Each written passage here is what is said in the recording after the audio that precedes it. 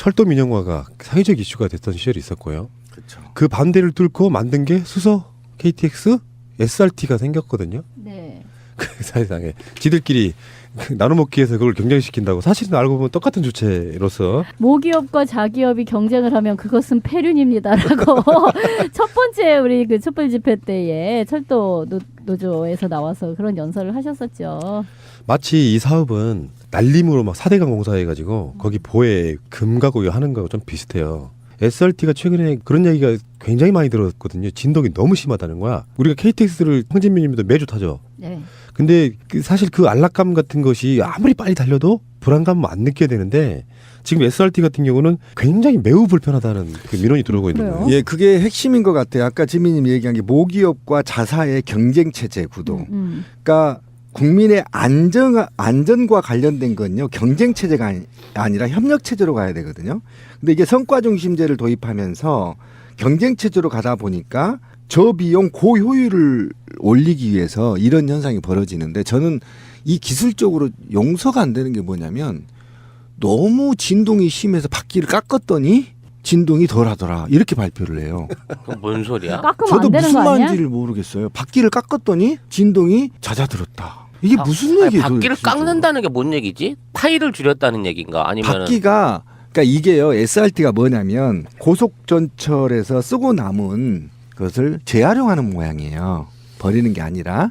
그런데 거기에서 쓰고 마모되다 보니까 진동이 심해서 테스트로 바퀴를 깎아봤더니 훨씬 진동이 덜하더라 이렇게 발표를 했어요 SRT 측에서. 이게 그 철도 민영화의 큰 그림을 먼저 그려놓고 시작해야 더 들으시는 분들 청취자분들이 쉬워요. 그러니까 국가 기관인 가장 필요한 이 교통 체계에 있어가지고 일단 철도 각 구간별로 나눠서 대기업들이 나눠먹게 하겠다가 첫 번째 의도였었고요. 그렇죠. 두 번째는 구간뿐만 아니라 업무 영역에 있어서 보수라든지 구간 보수, 철도 유지 보수 이런 것들도 민간에게 나눠주겠다. 그래서 국가가 해야 되는 사업을 기업들에게 찢어 나눠 먹겠다라고 시작한 게 민영화인데 그 의도가 들키니까 경쟁이라는 명목으로 수서발 KTX, SRT를 만들면서 이게 의도와는 다르게 어그러진 거거든요.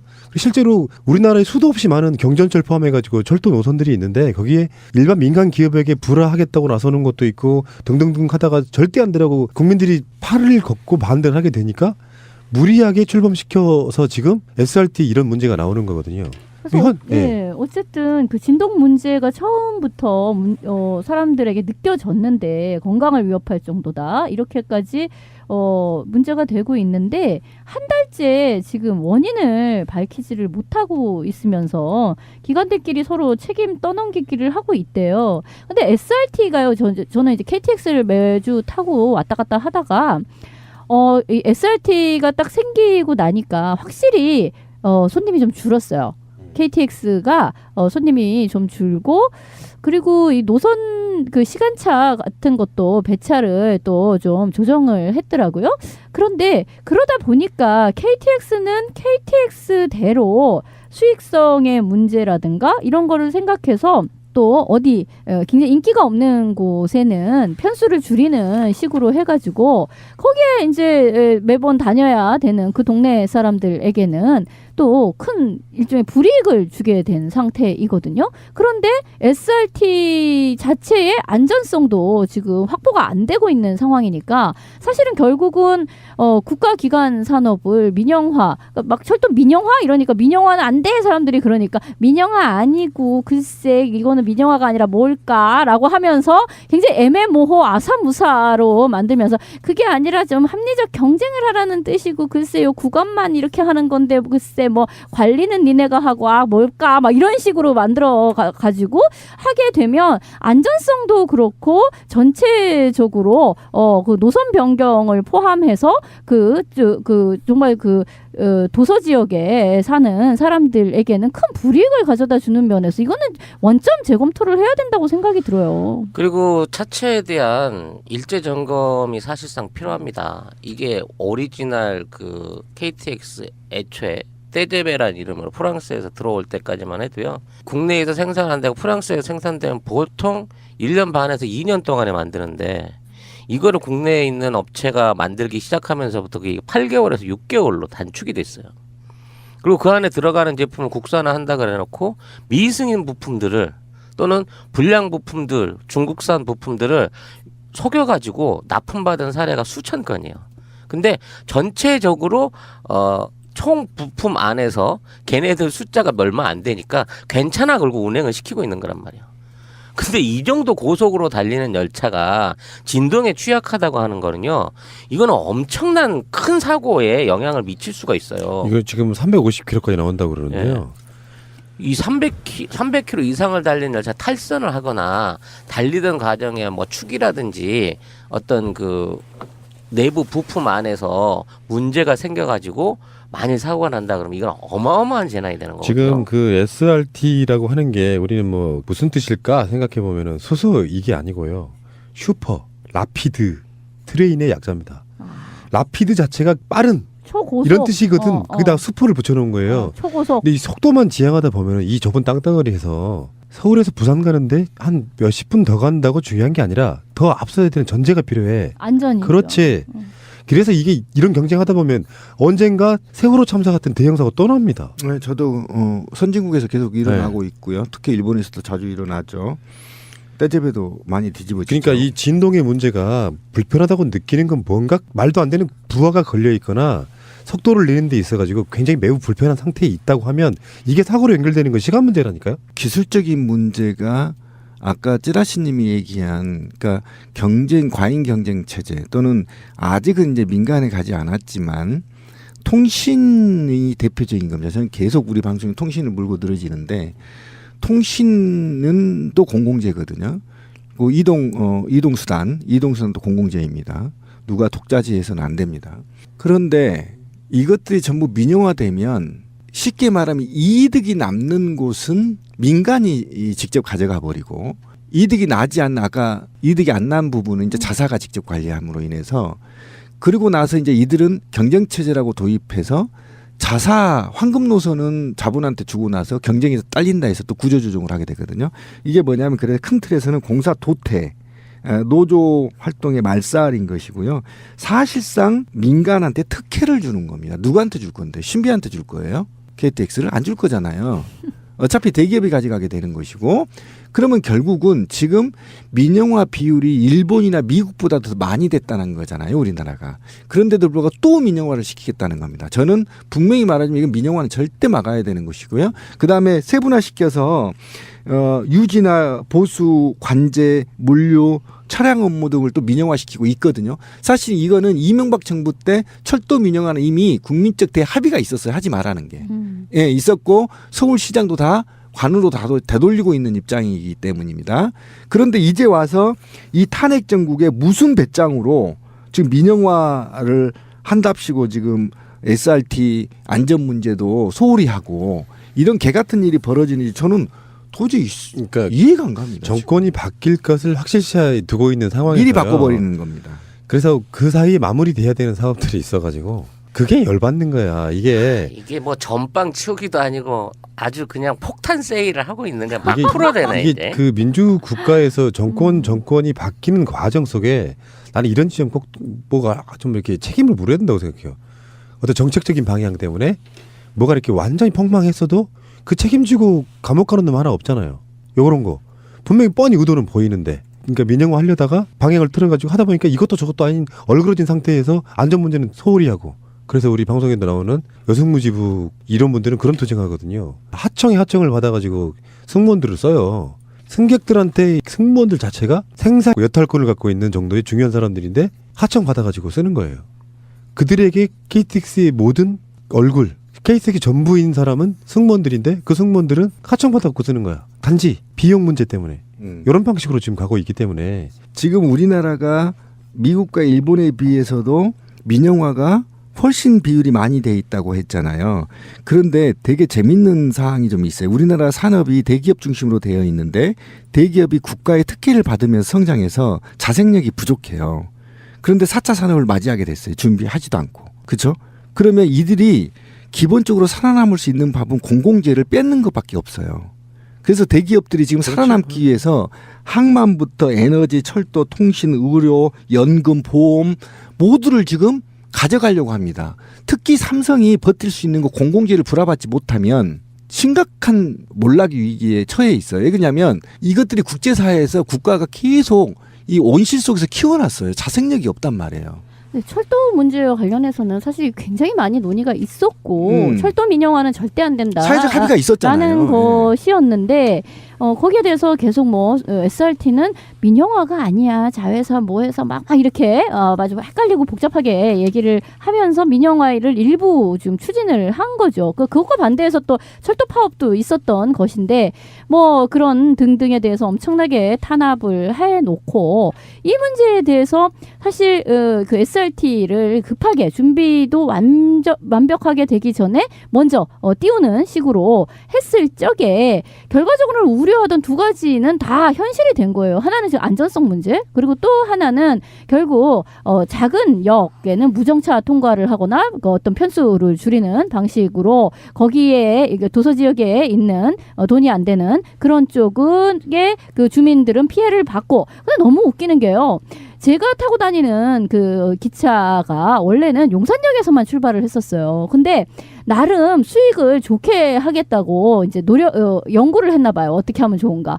서울역에서도 쓰고 용산역에서도 쓰고 이렇게 한 거예요. 사실 서울역과 용산역은 전철로 두 칸이거든요. 그러니까 굳이 그래야 할 이유가 없잖아요. 그런데도 그렇게라도 하는 것이 경쟁에 더 유리하다고 생각을 해서 그렇게 한 모양이에요. 근데 그렇게 서울역과 용산역에 두 번을 중복해서 쓰게끔 하면서 다른 저 아래 동네에서는 원래 쓰던 곳도 안 쓰고 지나가게끔 하는 식으로 바꾼다는 게 너무 이 어떤 구조가 뻔히 보인다는 거죠. 제가 다른 분야는 잘 민영화가 모르는 통신 분야 하나만 얘기하면 공공재가 얼마나 중요하냐면 이 국가라는 게 얼마나 대기업 중심으로 이루어지고 있냐면요. 망을 분양할 때 있잖아요. 통신 주파수 얘기하는 겁니다. 그런데 여기 망 중립성에 관련한 계약 조건을 달지 않아 버린 겁니다. 한국이. 지금도. 그러면 어떤 얘기가 되냐면 하나 예를 들어 제가 컨텐츠를 생산하고 싶어요. 그럼 이 컨텐츠를 생산하는 데 있어서 그 망을 사용하려면 그 망을 어느 망 KT냐 SK냐 LGU를 쓸 거냐를 결정하면 거기에 돈을 지불해야 되는 겁니다. 그런데 원래는 다른 나라들은요. 이 계약할 때 이런 망 중립성에 관련된 걸 이미 조건에 걸어서 하기 때문에 일반인들의 망과 관련된 연구나 개발 같은 걸 자유롭게 할 수 있어요. 공짜로. 이해 가시죠? 이렇기 때문에 우리나라는 민영화가 무조건적으로 공공재를 유지 발전시켜야 된다는 쪽으로 가지 않고 그냥 민간에 다 넘기는 식으로 되기 때문에 그 이후에 산업의 생태계가 붕괴될 가능성이 있다란 말이에요. 그래서 민영화는 공공재 민영화는 굉장히 신중해야 되고 국민적 함의가 있어야 된단 말이에요. 그렇지 않으면 이게 경장이 다 우리 손해로 온단 말이에요. 지금 보세요. 통신비가 가계 지출 비용의 20%를 넘고 있다고 하잖아요. 이건 충격적인 일입니다. 어떻게 그럴 수가 있습니까? 그래서 만약에 또 이동권까지 민영화가 된다면 이건 정말 심각한 문제가 있어요. 제품을 국산화한다 그래놓고 미승인 부품들을 또는 불량 부품들, 중국산 부품들을 속여가지고 납품받은 사례가 수천 건이에요. 근데 전체적으로 총 부품 안에서 걔네들 숫자가 얼마 안 되니까 괜찮아 그러고 운행을 시키고 있는 거란 말이에요. 근데 이 정도 고속으로 달리는 열차가 진동에 취약하다고 하는 거는요. 이거는 엄청난 큰 사고에 영향을 미칠 수가 있어요. 이거 지금 350km까지 나온다고 그러는데요.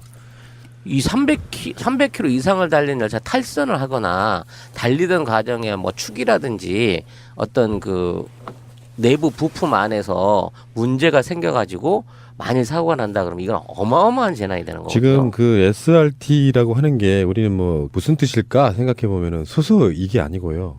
슈퍼, 라피드, 트레인의 약자입니다. 라피드 자체가 빠른 초고속 이런 뜻이거든. 거기다 수포를 붙여놓은 거예요. 초고속. 근데 이 속도만 지향하다 보면은 이 좁은 땅덩어리에서 서울에서 부산 가는데 한 몇십 분 더 간다고 중요한 게 아니라 더 앞서야 되는 전제가 필요해. 안전이. 그렇지.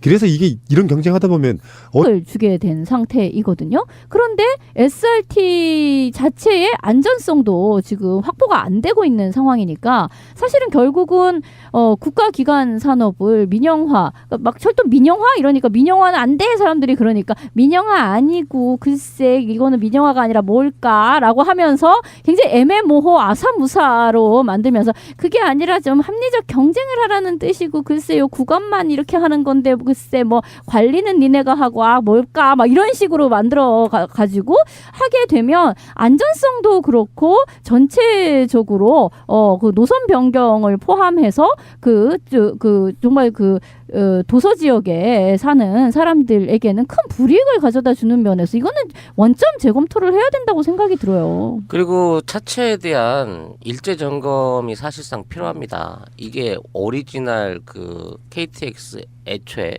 떼제베란 이름으로 프랑스에서 들어올 때까지만 해도요. 국내에서 생산한다고 프랑스에서 생산되면 보통 1년 반에서 2년 동안에 만드는데 이거를 국내에 있는 업체가 만들기 시작하면서부터 그게 8개월에서 6개월로 단축이 됐어요. 그리고 그 안에 들어가는 철 포함해가지고 철도 노선들이 있는데 거기에 일반 민간 기업에게 불화하겠다고 나서는 것도 있고 등등등 하다가 절대 안 되라고 국민들이 팔을 걷고 반대를 하게 되니까 무리하게 출범시켜서 지금 SRT 이런 문제가 나오는 거거든요. 그래서 어쨌든 그 진동 문제가 처음부터 사람들에게 느껴졌는데 건강을 위협할 정도다 이렇게까지 문제가 되고 있는데 한 달째 지금 원인을 밝히지를 못하고 있으면서 기관들끼리 서로 책임 떠넘기기를 하고 있대요. 근데 SRT가요.